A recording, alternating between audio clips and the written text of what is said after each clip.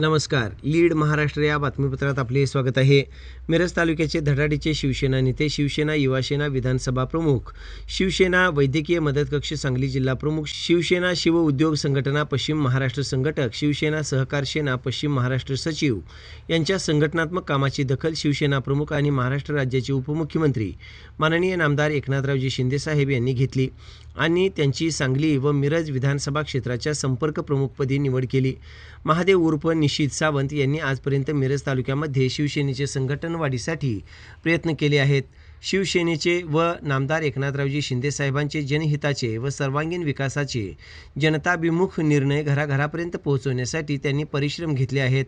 मिरज तालुका युवा सेना प्रमुख आणि सहकार सेनेच्या माध्यमातून संघटना बळकट करण्यासाठी खासदार डॉक्टर श्रीकांत शिंदे, नामदार आनंदरावजी अडसूळ, नामदार शंभूराजे देसाई, नामदार राजेश क्षीरसागर यांच्या मार्गदर्शनाखाली सातत्याने काम केले आहे.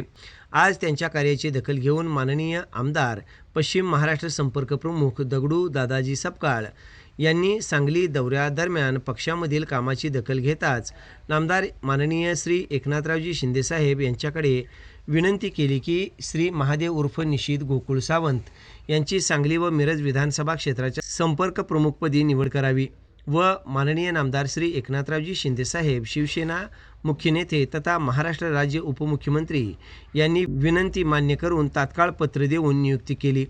नामदार एकनाथरावजी शिंदेसाहेब आणि शिवसेना मुख्य नेते महाराष्ट्र राज्य उपमुख्यमंत्री यांनी दिलेली जबाबदारी नेटाने पार पाडू व शिवसेनेचे संघटन दखलपात्र करून दाखवू असा विश्वास महादेव उर्फ निशित गोकुळ सावंत यांनी व्यक्त केला.